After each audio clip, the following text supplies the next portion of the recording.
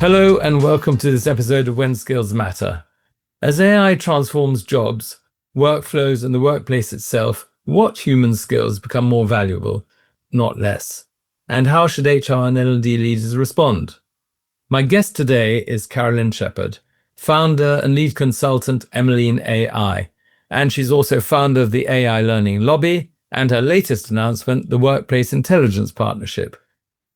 She's also a LinkedIn Learning tutor on AI and regular speaker at industry events.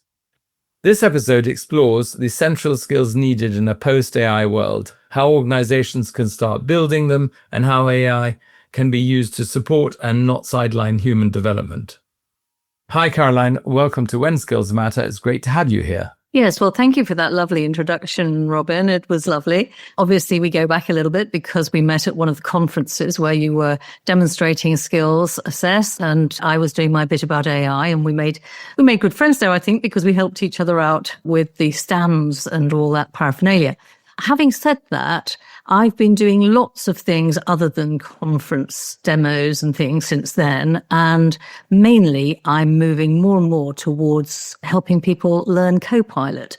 And the reason I'm helping people learn Copilot skills is because I find that they need them in this age of AI in order to be a really sort of participating member of the team at work. And that's so critical. It's very dear to my heart, this point, because, people who don't actually have those skills will get left behind. And that really worries me. I mean, obviously, Copilot's just one of them.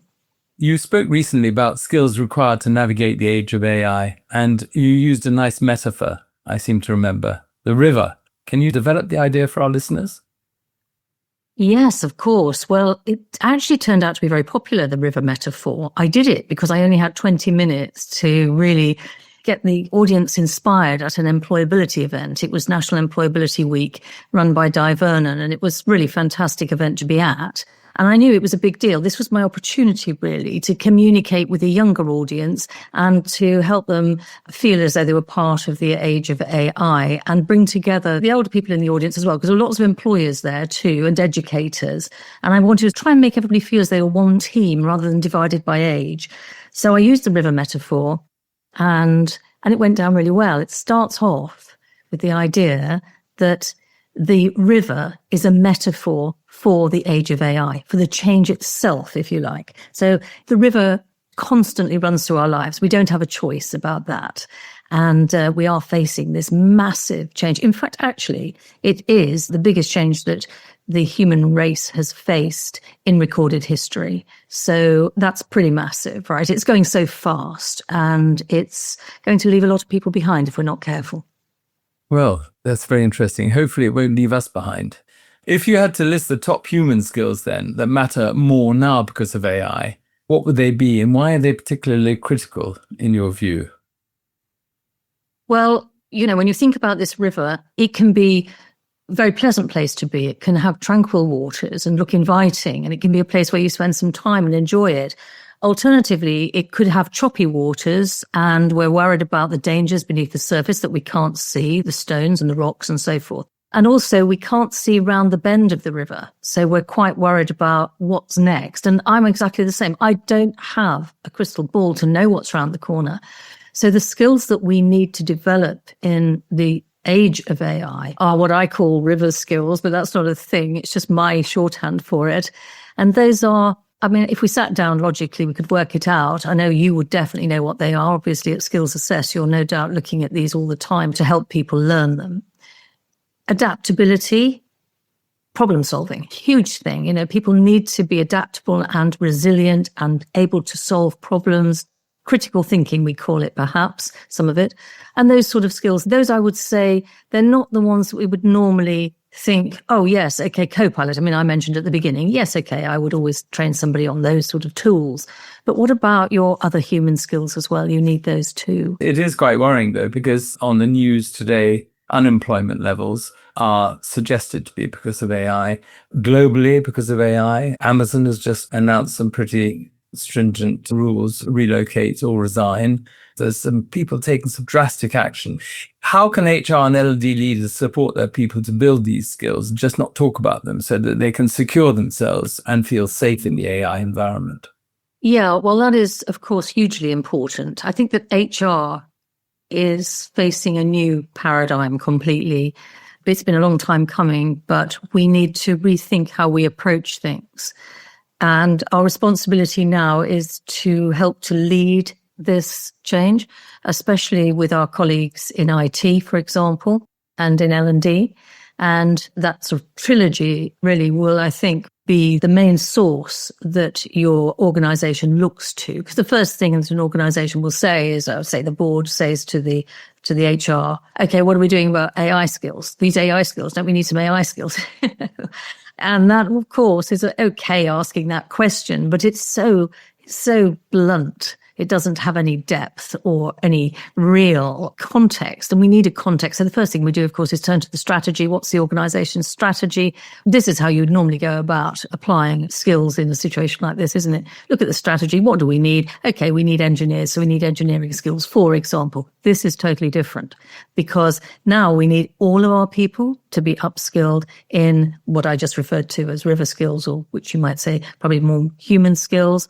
And then we also need, once they are feeling comfortable with that and they understand perhaps what AI is, they understand how it works, what the dangers are, these things that I referred to in the river analogy, then once they understand that, they start to relax and feel a bit more comfortable with it. They can answer questions for themselves. It's about giving people some agency to be able to look into this themselves and start to curate their own work with it as well, because everybody's got to be skilled enough to be able to help the organization move forward through the age of AI.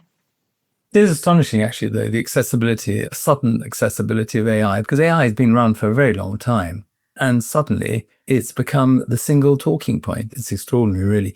Have you come across the most common mistakes people are making when they're trying to future-proof their people? Yes, I would say the most common mistake, and I was just talking about it on my LinkedIn posts the other day, because I'm doing an August theme of this kind of thing, of skills as well, Robin.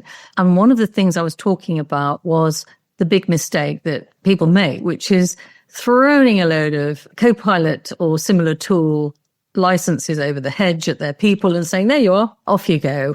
And somehow one L&D leader actually told me that they weren't bothering to do too much training on this because they felt that people were motivated enough to learn it themselves, which is really, I think, quite worrying, because if you take that argument forward, you're not going to need L&D at all, are you? And all those arguments for needing L&D, which are, for example, making sure that people are trained to use something correctly, properly, they're well informed, and that they can use it, that the right skills stick going forward. Hugely important. And you need L&D for all those reasons. For example, IT will often be the domain that's given the responsibility for issuing all the licenses out.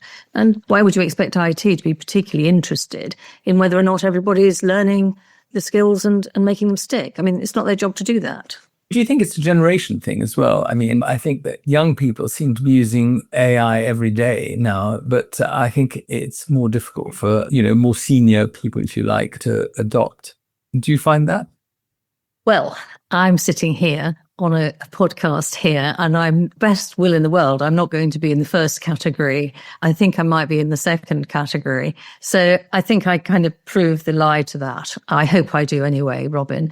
And I really do see the age of AI as a collective, collaborative endeavor. And that's how we will move forward. You've got the lived experience of the more senior members of your team, that you cannot underestimate the value of that. And then, of course, you've got all the ability of the younger group to learn things perhaps and be more adaptable more quickly. And each need to encourage each other and to help them over the difficult bits of the challenges that they're facing. And that's why, if you think about it like a boat, if you have 5 people on your boat and you only need 3 of them to get you down the river, which 2 are you going to select to go?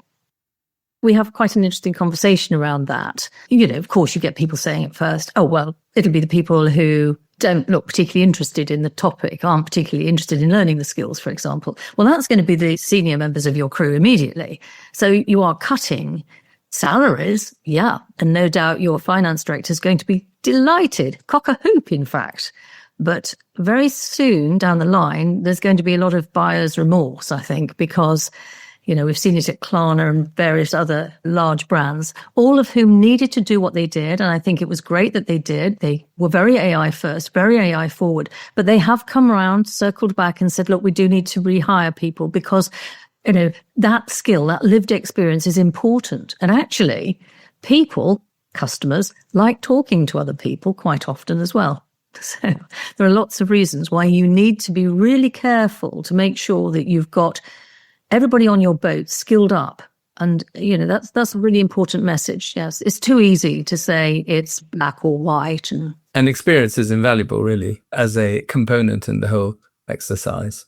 You can't sacrifice, as you said, experience for the new age of interest and excitement, in the same way that when you leave university, you don't necessarily have the skills to get into work. We've now got to adapt the interests that young people have in AI to business. Yes. And as you were saying about, have to but we are concerned about the amount of lived experience that will be lost in the disruption of jobs, for example.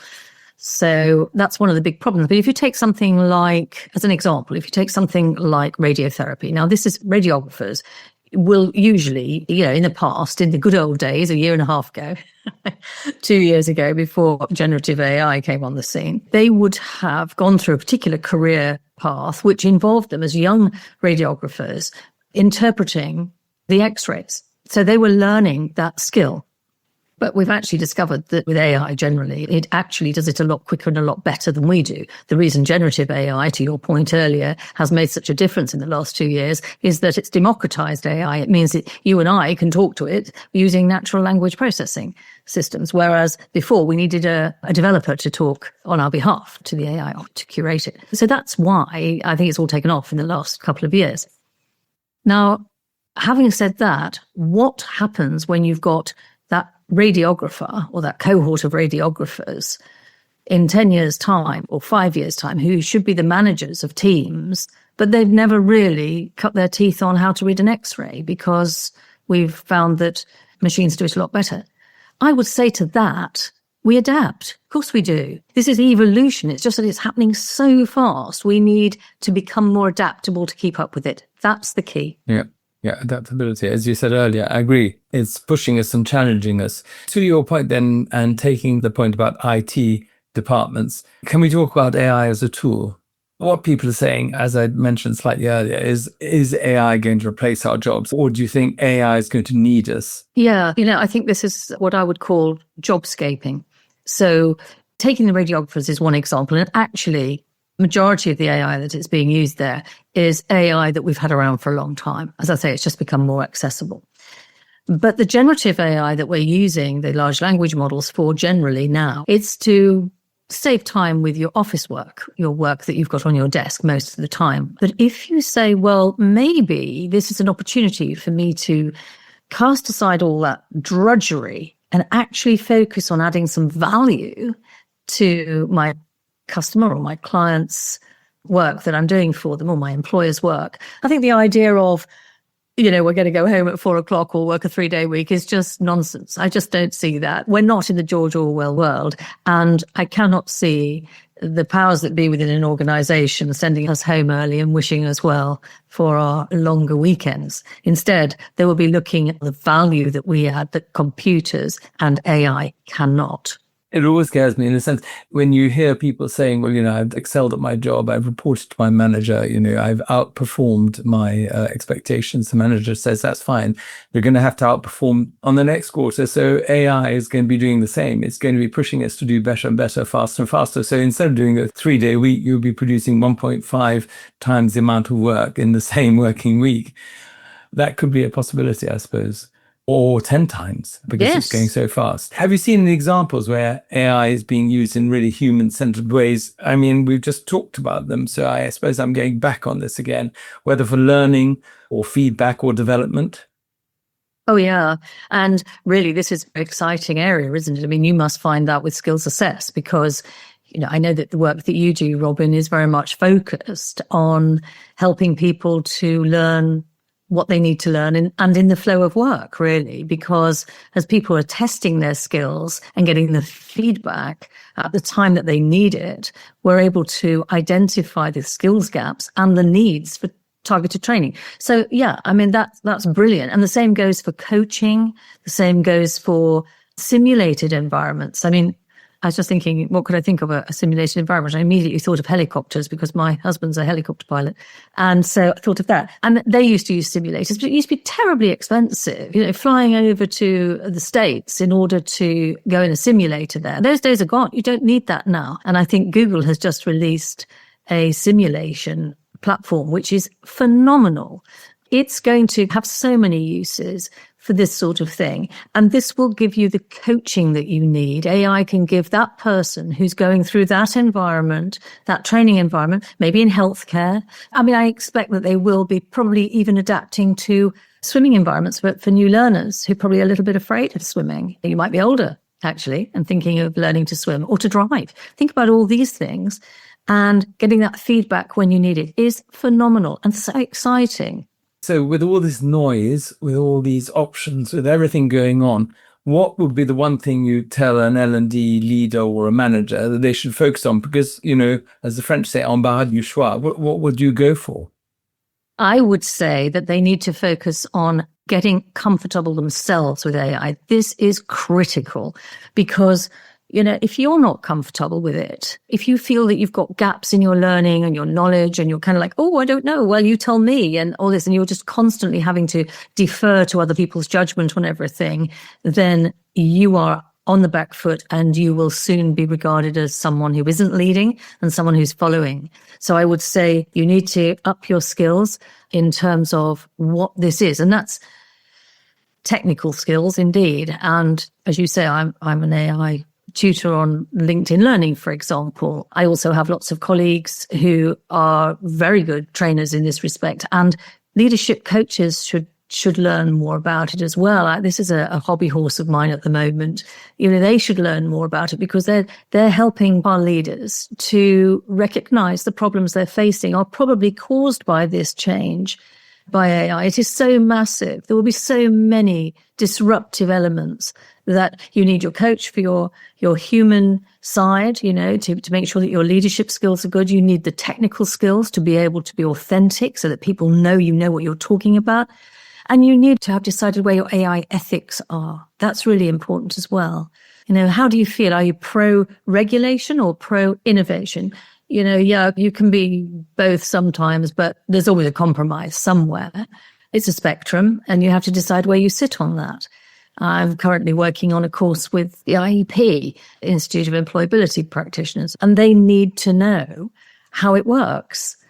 And so if they feel unsure, then surely they're going to put their participants, their clients, at a disadvantage. So they need to be upskilled as well. It's all society everywhere, actually, Robin. I think we all need to get with this program and feel comfortable with it. We don't have to be technical. It's a bit like compliance or health and safety or onboarding. It's just got to be baked into what we do on a daily basis. Exactly. And the other point that's worth making here, I think, is that it's like electricity. Yes, of course, once upon a time, it was amazing and everybody sat around talking about how fantastic it was. And it took them a lot longer to get to that stage. But AI is similar, I think, in the sense of having that impact, but it's moving much faster. So we need to get from the point where what is it? We'll get past that as quickly as you can and get to the how do I use it stage. Well, Carolyn, I think we're going to have a thrilling life ahead of how we respond, react, and work with AI. Thank you very much for sharing your opinions, your insights with us today. It's been great, thoroughly enjoyed.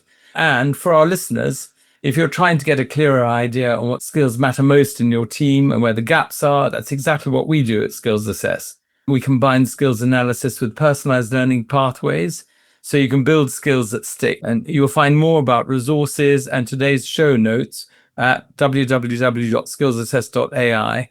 And thank you very much for listening. And again, Carolyn, thank you so much. And we'll see you all, the audience, on our next episode.